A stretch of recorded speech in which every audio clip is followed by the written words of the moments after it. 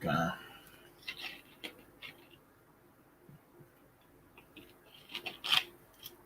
All right, Con, while we wait, I'm going to bring out this Sirach chapter 36.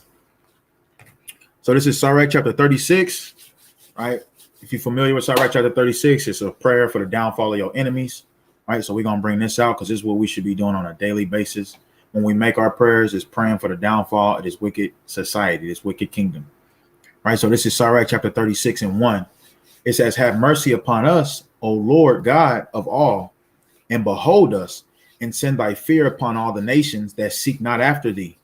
Lift up thy hand against the strange nations, and let them see thy power. It says, as thou wast sanctified in us before them, so be thou magnified among them before us. It says, and let them know thee as we have known thee, that there is no God but only thou, O God. It says, shew new signs and make other strange wonders.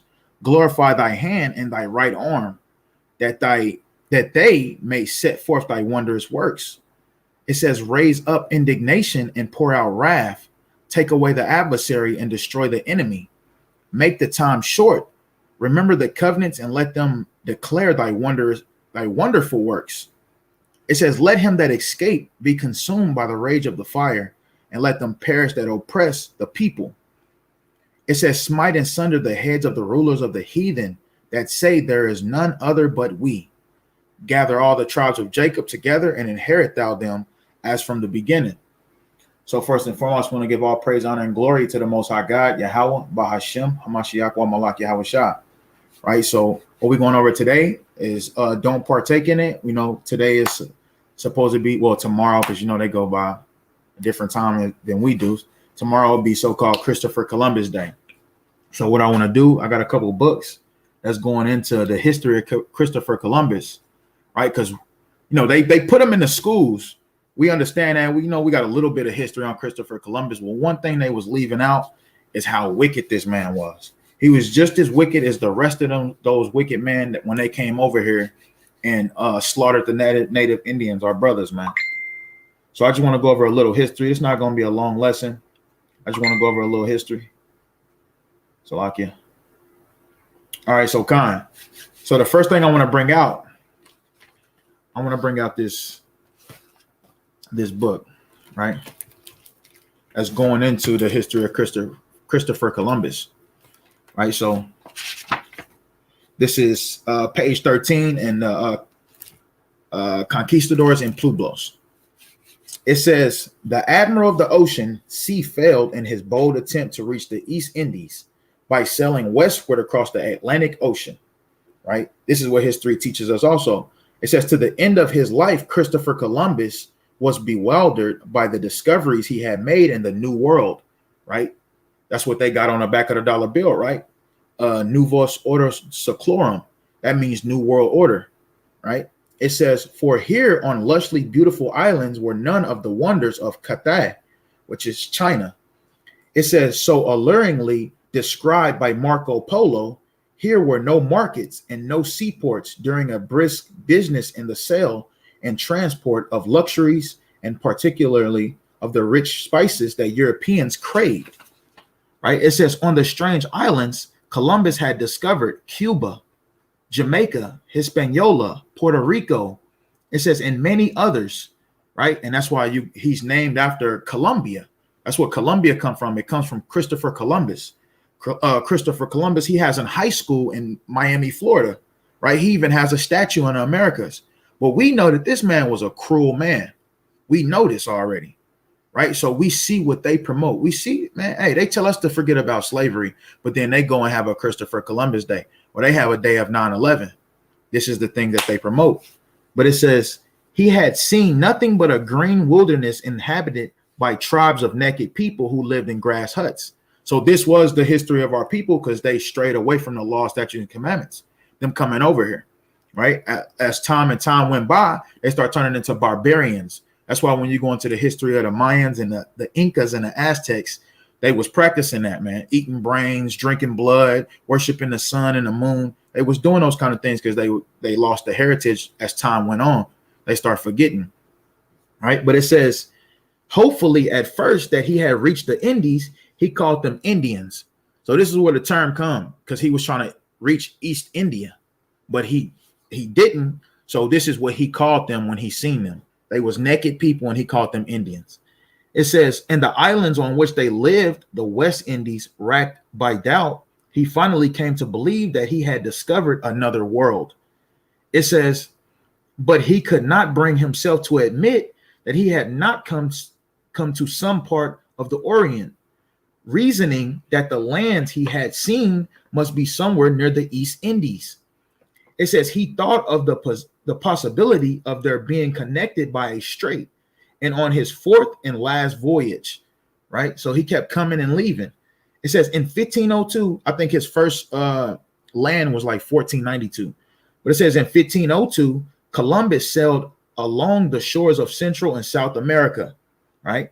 It says in futile quest of such a passage, the great admiral died with no certain knowledge that he had skirted the shores of two huge continents, and that goes into North America and South America.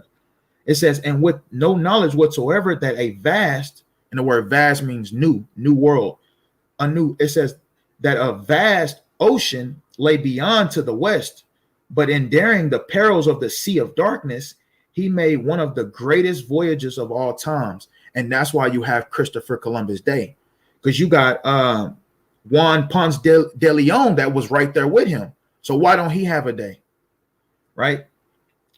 It says, I'm gonna keep going though. It says, and his discoveries marked the beginning of American history.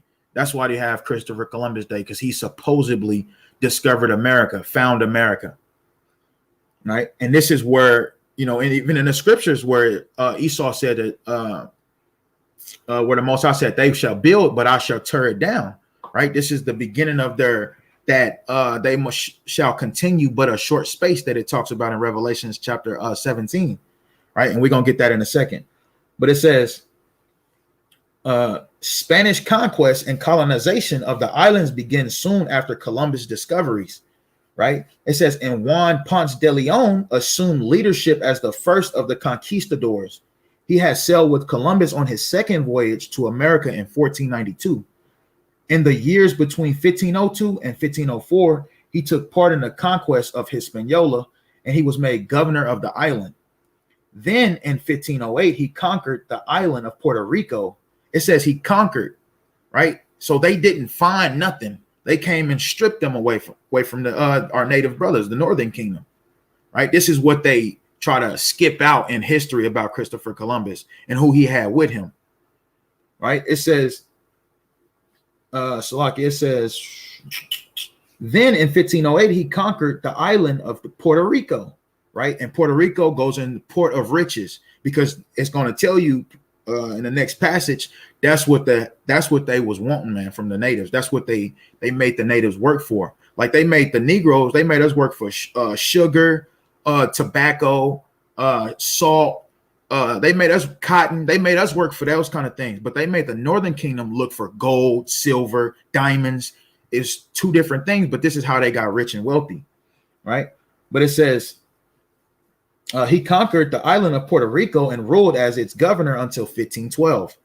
Gold had been discovered on both Hispaniola and Puerto Rico. That's why they call it Puerto Rico. It's port of riches, right? This is where all the gold and stuff was. It says, and Ponce de Leon made a fortune on the latter island in gold, slaves, and land. This is something they missing out on history for some odd reason, right? Today is Christopher Columbus Day, but they will not talk about that part at all in history. It says, and this is the next passage right here. It says, the unfortunate Indians became the victims of the Spanish conquest. It says, enslaved and forced to dig for gold, hundreds of thousands were worked to death, right? Because they was trying to get that gold, and they was trying to take it back to Britain, and they was also trying to, you know, build a new world here, right? And that's where you get the 13 colonies. That's where you get the 1776, where Great Britain was fighting against the same people that's here, right? They would come over here and they wouldn't go report back to the Queen of England. So they would send more over Great Britain soldiers over here. And that's where you get these wars at.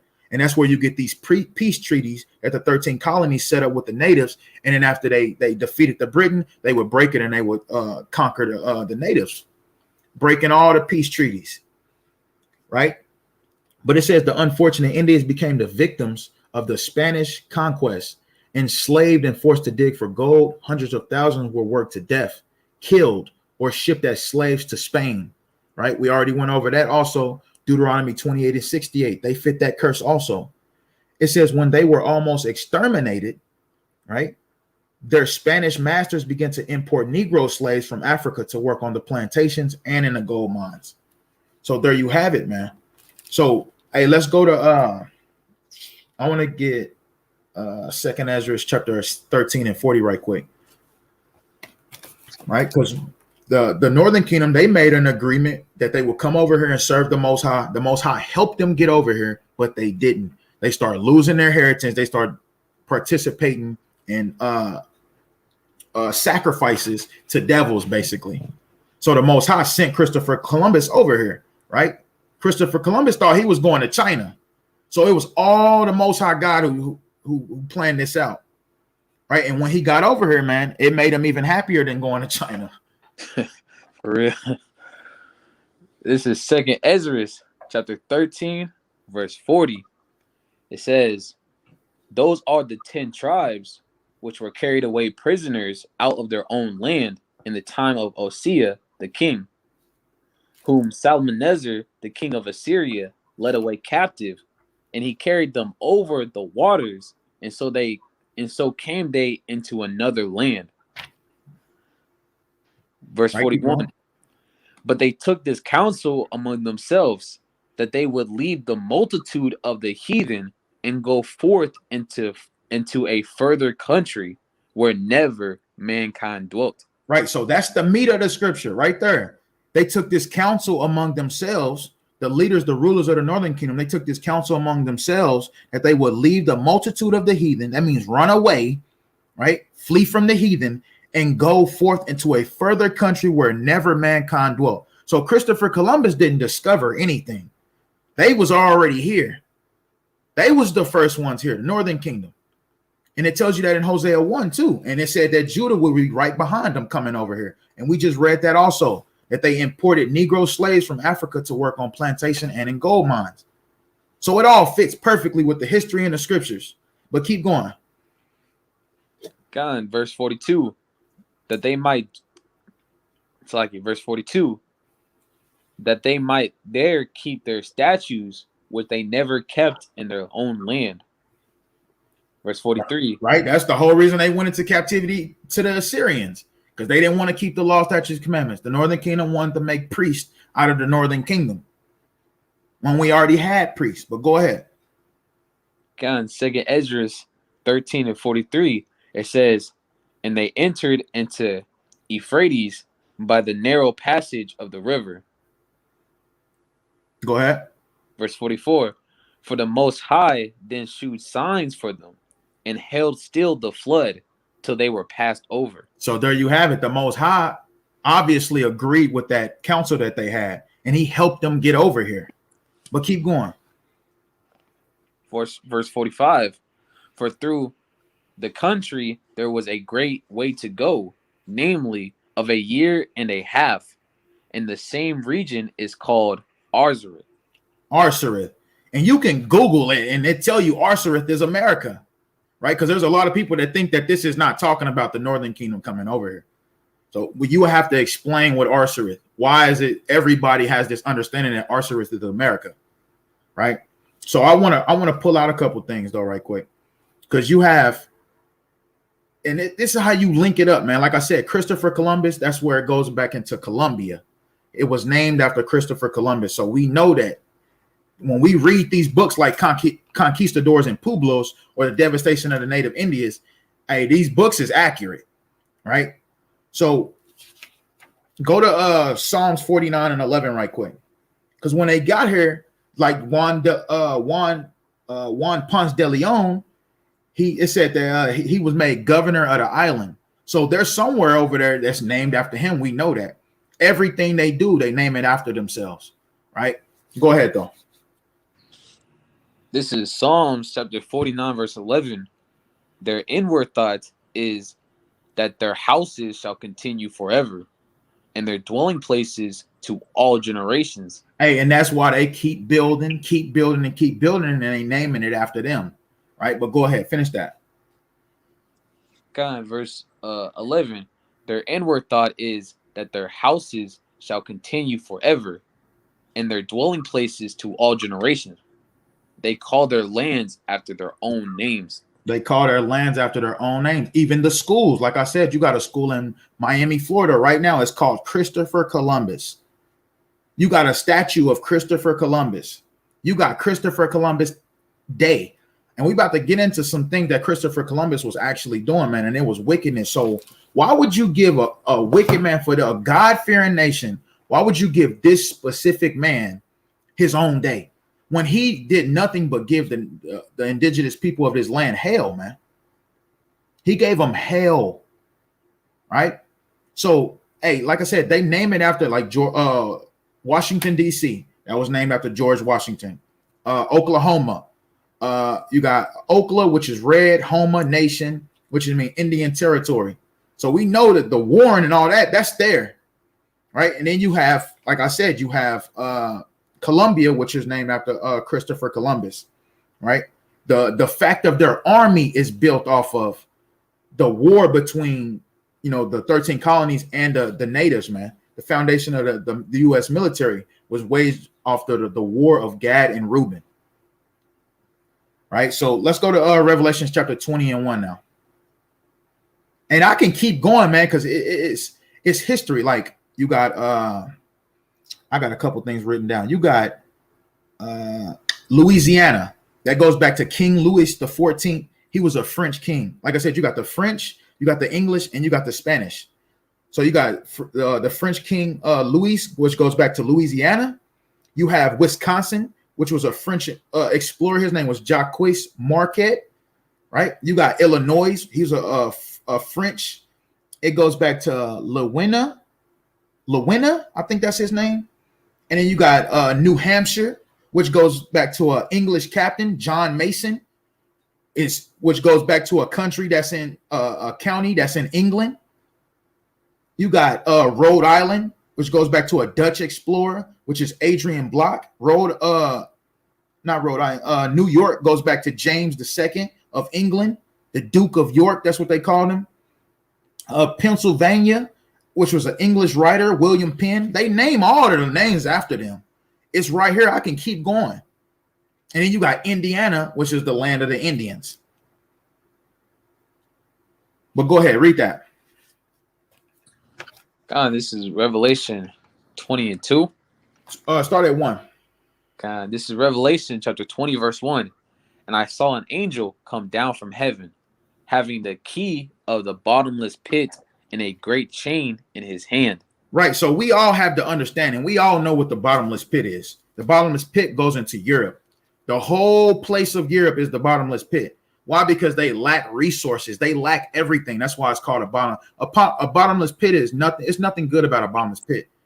You put people in a bottomless pit that you don't have no care for. And that's where the Most High put them.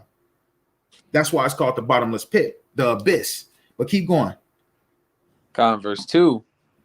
And he laid hold on the dragon, that old serpent, which is the devil and Satan, and bound him 1,000 years. Right. So bound him 1,000 years. We know who the dragon is talking about. You can go to Revelations 12, and it's speaking about the dragon, which is the Roman Empire, which goes back to not just the Roman Empire. It goes into Esau in general. There's different tribes in Esau also, but it's talking about them as a whole, right? Go ahead, though. That's why it says the devil and Satan, right? The adversary and the serpent, Salakia, and the dragon. But keep going. This is Revelation 20:3. And cast him into the bottomless pit and shut him up and set a seal upon him, that he should deceive the nations no more, till the 1,000 years should be fulfilled. And after that, he must be loosed a little season. Right. So that goes into the Renaissance era, right? Where they start That goes into the Renaissance era where the Moors had Esau in captivity, and this is this is where Esau starts to branch back up, where the Most High said, "They shall build, but I will tear down." Go to Malachi chapter 1.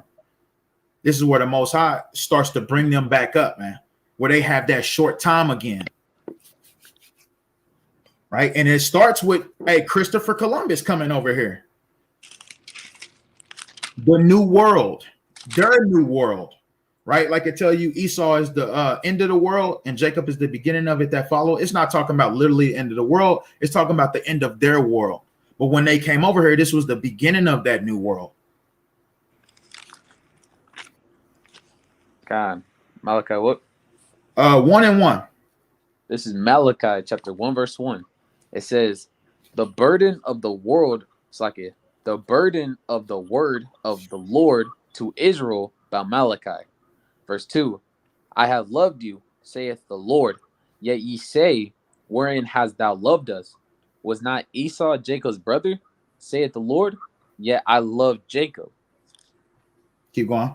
Verse 3, "And I hated Esau, and laid his mountains and his heritage waste for the dragons of the wilderness." Right, so there you have it.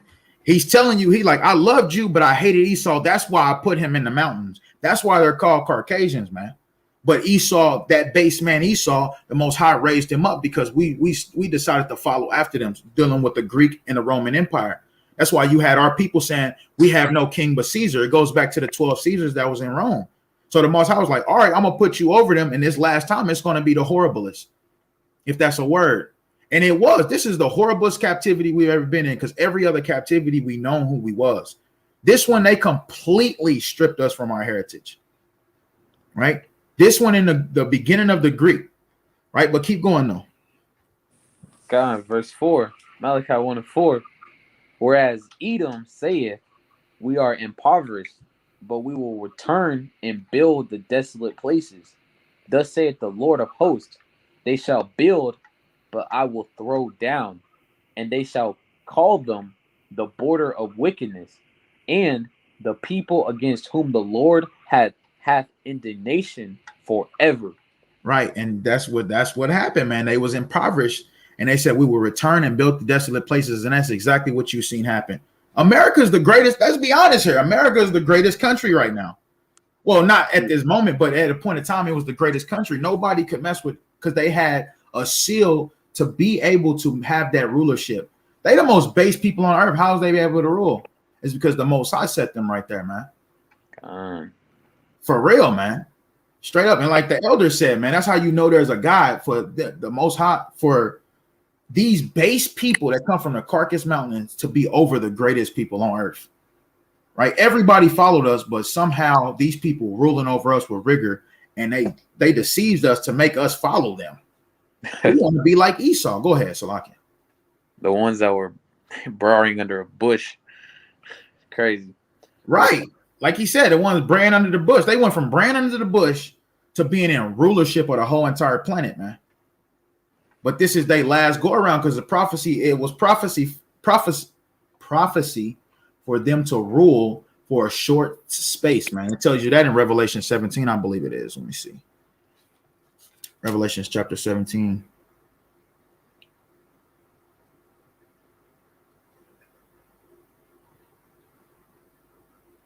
I'm going to read verse 5. It says, Go ahead. Malachi chapter 1, verse 5. It says, "And your eyes shall see and shall say, the Lord will be magnified from the borders of Israel." God, so go to Revelation 17 and 10. This is Revelation 17. So we know Great Britain, Rome, Greeks, they all the same Edomites, man. Same people. But go ahead. This is Revelation 17:10. It says, "And there are 7 kings, 5 are fallen, and 1 is, and the other is not yet come." And the other that was not yet come was Great Britain, right? Because Great Britain is the mother of America. That's where they come from. The 13 colonies, the French, the English, and the French, the English, and the Spanish. They come from Great Britain. So it says, and the other is not yet come, And when he cometh, he must continue a short space. So this is that short space that they having right now. But it's coming down, man. We already know what prophecy say, right? So I want to read this. This is something else I have in another book, and this is Devastation of the Indies. I always bring these two books out because, hey, these are good books to, dealing with our history, man, especially with the natives. But it says, this is page 11. It says, 16th century Europeans sailed out into the world armed with knowledge from the ancients. It says, above all, Aristotle, it says, with a long tradition of exotic European travel, literature filled with strange people. It says fantastic geography and mythical creatures, and with the Bible. From these texts, because we got to understand, it's not that these are the first people that had the Bible. It's that the natives that was over here, they had already left their heritage, man.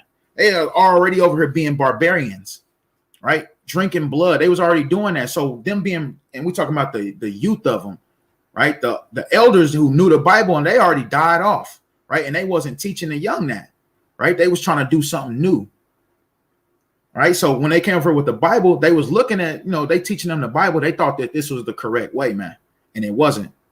One second, hold on. All right, Con. So it says, and with the Bible, from these texts, Europeans had constructed a complete cosmology, one that explained how the world had began, right? How it would end, the types of people, good and evil. Right. And this is how they deceived the natives, man. It says, who had once inhabited the world and all the types of people still in it. Nowhere in that system this space exists for the variety of life they encountered in the Americas. They had no preparation for lethal snakes that warned their victims before striking. It says shaggy cow-like creatures in herds that covered the horizon. That's buffaloes. It says, or spirit fish armed with paralyzing stingers. Right, stingrays. It says, yet they somehow had to make sense of what they had saw before them using the intellectual tools at hand. So basically, they said the Bible didn't explain to them about that, the continent of America. That's what they saying. It says the notion of an early paradise, a Garden of Eden. That's what they thought the Garden of Eden was. He's talking about the Europeans, Esau, right? Because like I said, Christopher Columbus was trying to go to China. But the Most High stirred up their mind and sent them over here because they did not follow the law, statutes, commandments. So the Most High sent them over here. And you can read that in Hosea 1. The Most High said that they would come, and Judah, Benjamin, and Levi will come right after them. And this is the place where the Lord will gather his elect and from the four corners of the earth. But it says the notion of an early paradise, a Garden of Eden existing somewhere over the horizon, held a prominent place in the hearts and minds of Renaissance travelers. It says, in part, the notion was born of dismal living conditions in Europe and the widespread feeling that Western society had lost its spiritual bearing. Right. So this is what they were saying about the natives. They had no spirituality, right, because of the customs that they was practicing over here. Right. It says, not surprisingly, many of the earliest visitors to America, and this is why America's so prideful in what they did to the natives, and they don't really care because they looked at the natives like they was barbarians anyway. It says, many of the earliest visitors to America wrote that they had arrived in paradise. It says the land enthralled and astonished early Spanish and Portugal explorers. They praised its climate. Marveled at the colorful animals, birds, and wild fruit. The vastness of America's territory gave rise to fantastic reports of fountains of youth, mountains of gold, tribes of women warriors, and fabulous wealthy white kings. So this is the reports they was going back to England like, man, it's beautiful over there. We need to inhabit this place. And you know how Esau is. He's the same thing he's doing now. He like, hey, go invade that. We need all of that. And this is where the slaughter of the Native American Indians come in. But it's all of the Most High. It's all a deeper meaning to it.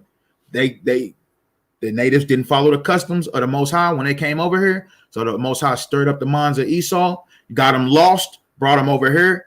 Okay, we like this place. Most High, it's all the Most High. But it says Spanish encounters with the Aztec and Incas. It says together with their discovery of a veritable mountain of silver at Potosi, continue to fuel such stories, right? And we just read that in the other book. This is what they had the natives digging for: silver, gold, diamonds. It says, but this is stuff they not going to show you in history about Christopher Columbus, right? We about to get to what he was actually doing, right? It says, continue to fuel such stories throughout the 16th and 17th century. Bands of Europeans continue to trek inland searching for El Dorado. So when the Europeans used to come over here, some of them would stay over here and they wouldn't report back to the Britain what was going on. So they would send others over here to see what was going on, but they couldn't find them, right? Or they would make treaties with the natives and they would go back to war with the ones that landed over here. That's where you have 1776 Independence Day, another holiday we're not supposed to be celebrating, right? Because they would make that treaty with the natives, and when they killed off all of the because the natives knew the land, so they could do all that crazy stuff, with the tomahawks and do all that. So it was easy for Esau and natives to kill off those other Edomites, right? That's where you get the 13 colonies. But as soon as they killed them coming off them boats, they turned on the natives and slaughtered them too. That's why it's not called only Christopher Columbus Day. It's called Indigenous People Day. They call it Indigenous People Day. Come on, man. You got natives and Hispanics actually celebrating this damn day. Come on, man. But I'm going to keep going. It says, early European voyagers soon realized, however, that Columbus had discovered not paradise, but a new continent. It says one larger than they could have imagined. Moreover, they learned that the idyllic panoramas, right? And that's a beautiful sight. It says of the Americas hid an environment full of difficulties and dangers, right? Because they wasn't used to this, right? That's why you have in history too, that the natives helped them survive. I know you heard of that before. The natives helped them survive by giving them certain kind of coats, right? Showing them how to kill certain animals and eat it, because they didn't know how to do it, the Europeans, when they came over here, right? So it says, Salakia, it says, reptiles, spiders, and swarms of mosquitoes join with a searing heat to frustrate attempts at colonization, right? So they even said heat. Esau can't deal with the heat, right? So the natives was helping them stay cool. They was helping them to the best of their ability, and they got slaughtered, man. And then we have a day now, still to this day in 2021, called Christopher Columbus Day, right? It says, the strange inhabitants of this new world pose the greatest intellectual and practical challenge. Europeans were shocked to encounter people of whom the Bible and ancient texts made no mention, of whose physical appearance clearly differed from that of the Africans and Asians they had expected to find. So they saying they look different. They did things different than what the Africans and the Asians that was over there in the Middle East, what they call the Middle East, right? It says the earliest Spanish and Portugal accounts focus on the Indians' innocent, childlike appearance. And there's a quote that Christopher Columbus had. He says, they were so nice. They was so nice. They was easy to enslave. That's one of his quotes that he said. It says, they was innocent, childlike appearance. People began to come to the beach as naked as their mothers bore them, right? It says Columbus wrote, they are friendly and well-dispositioned people who bear no arms except for small spears. I know that they are a people who can be made free and converted to our holy faith more by love than by force. But we know this is not what happened, man. We know for a fact this is not what happened, right? Because there's an article that even says that, I'm going to get it in a second, but I'm going to read this last part. It says the Spanish further determined that native labor offered the most immediate path to individual wealth. It says Indian natives could build the houses, tend the fields, and work in the mines, while the conquistadors gained the fortune that had drawn them to the Americas. So there you have it, man. Why is they not putting this in the history? Giving people a real option to celebrate this or not. Letting the natives know, hey, you got slaughtered by this same man that we have a holiday for, right? Thanksgiving, same thing. You might as well call that Christopher Columbus Day, right? Thanksgiving goes back to, it really goes back to their military though, their armies, because that's what the armies would say after they slaughter a whole tribe of natives. Bro, there's native tribes that you don't even hear about no more, man. Like the Sioux tribe.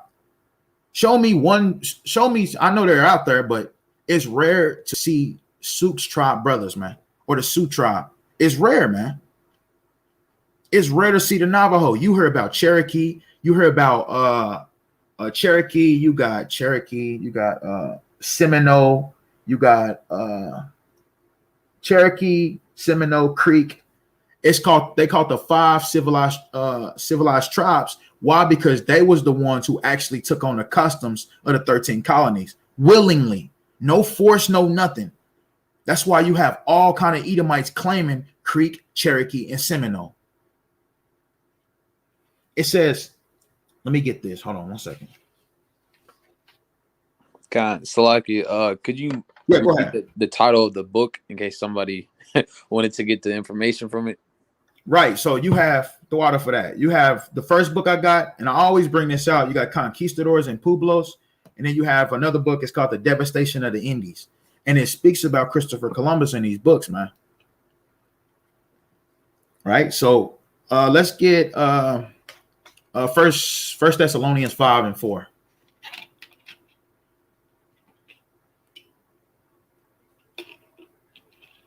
Hey, this is not a day we should be partaking in, man. This is the slaughter of our native. Matter of fact, let me just get this article right quick, man, because this is crazy, and you know it's kind of explicit, but I had to bring this out, man, because this is a day that you got native people that's actually celebrating this.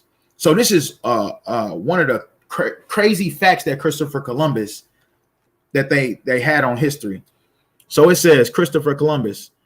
It says Columbus was such a mince, he would let his men do, and I have the history in this book, The Devastation of the Indies.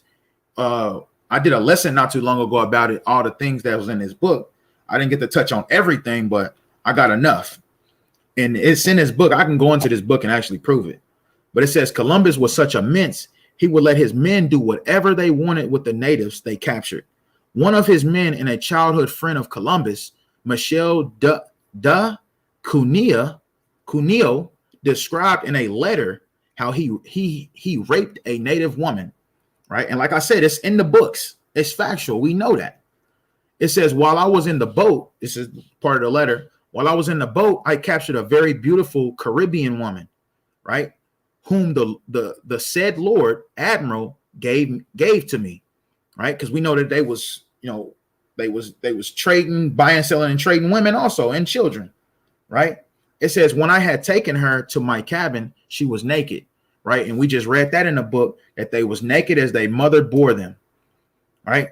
So we know they was having a way with them. And you know, Esau, he a homosexual. He's probably having his way with the men too, right? Goes back to the Southern Kingdom brothers, right? Our forefathers. Same thing, buck breaking. So we know this is evident, man. But it says, as was their custom, I was filled with a desire to take my pleasure with her and attempted to satisfy my desire. She was unwilling, of course. It says, and so treated me with her nails that I wished I had never begun. But to cut a long story short, I then took a piece of rope and whipped her soundly. And she let forth such incredible screams that you would not have believed your ears. Eventually, we came to such terms. So eventually she gave up, basically. It says, I assure you that you would have thought that she had been brought up in a school for whores. And you know, this is how they was doing all them women on the islands, man. Because we have beautiful women in the tribes, man. So imagine what they was doing to them. But this is stuff they're not putting in the history about Christopher Columbus and his men. Juan Ponce de Leon. They wasn't doing that. I mean, they wasn't putting this in the history. They hide that kind of stuff. He just discovered America somehow, and that's it.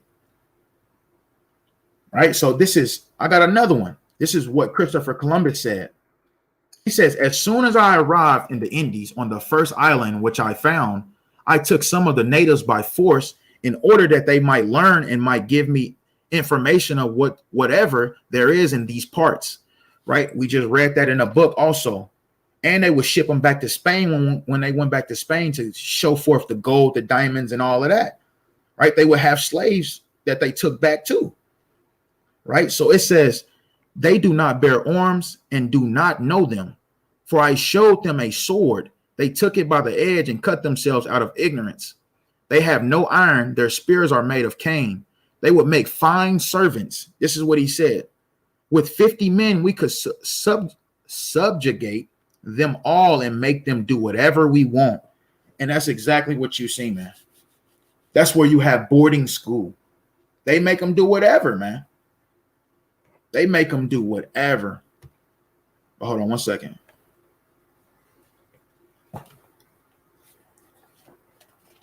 All right, Con. So, hey, get that for me. That First Thessalonians. This is crazy history that they is not bringing out, man. They will not bring this out for nothing because they got to have an explanation for it. But we already got the explanation for it. Go ahead. This is First Thessalonians chapter 5, verse 3. It says, start at 4. This is verse 4. It says, but ye, brethren, are not in darkness, that the day should overtake you as a thief. Ye are all the children of light and the children of the day. We are not of the night nor of darkness. Lock it. So wait, hold on. First Thessalonians 5. Yeah, go to 2 Timothy 2 and 15. So lock it. 2 Timothy. This is 2 Timothy chapter 2, verse 16. Right. It says, but shun profane and vain babbling. 2 Timothy 2:15. Oh, Salaki. 2 Timothy chapter 2, verse 15. Study to show thyself approved unto God, a workman that needeth not to be ashamed, rightly dividing the word of truth.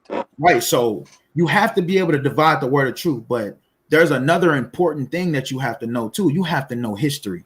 And that's one thing I'm starting to beef myself up with is history. That's one thing I was lacking.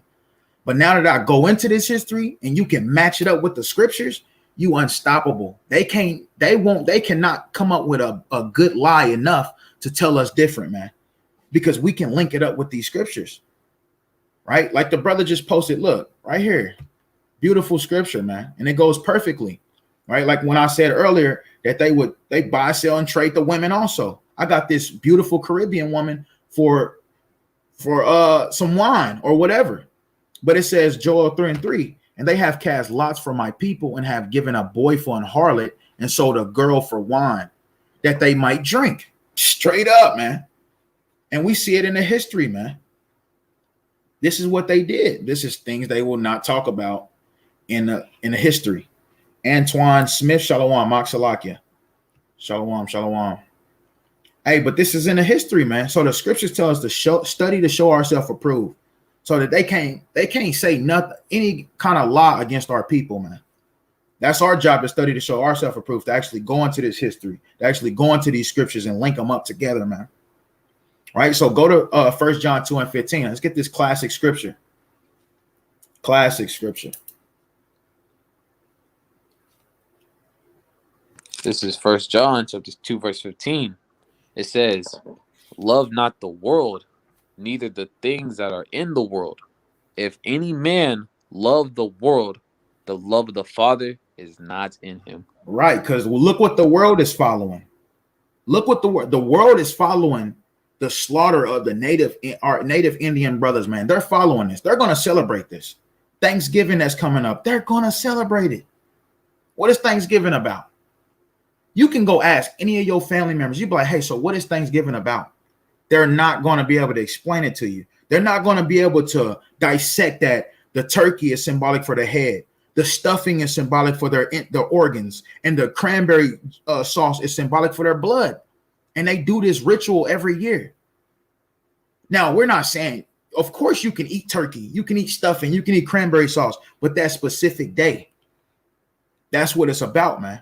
And people celebrate it on that specific day. They are a part of the world and they have no idea what they following. That's why we are not to be a part of the world. That's what makes us the children of God.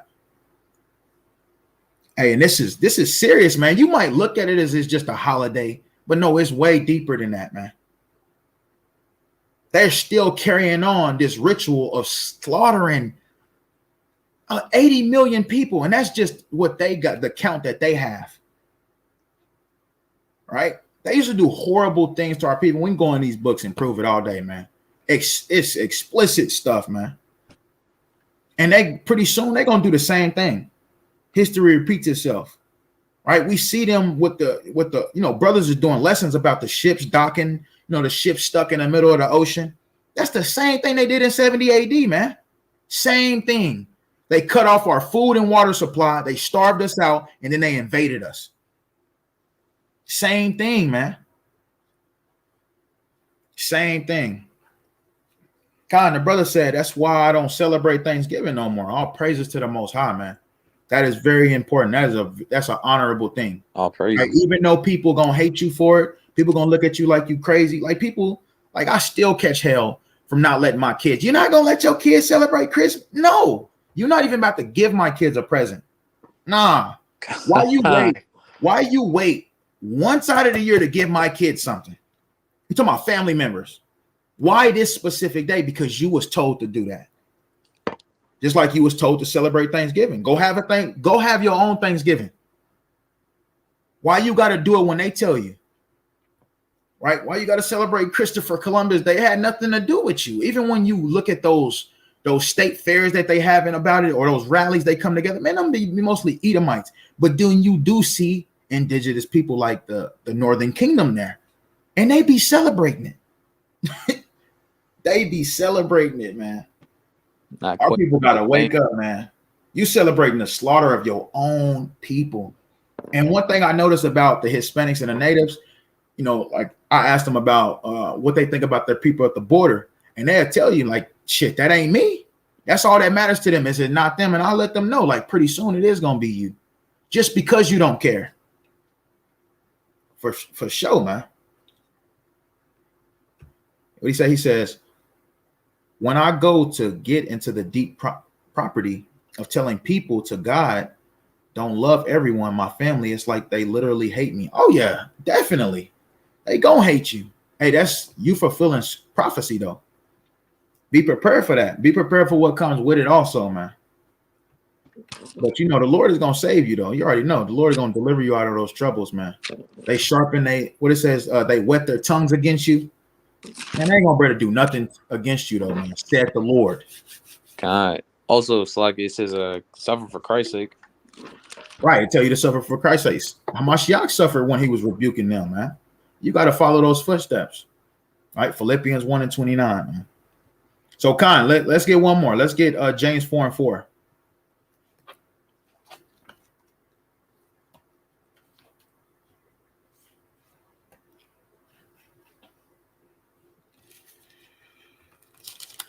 Like it. James 4:4. Yeah. This is James chapter 4, verse 4.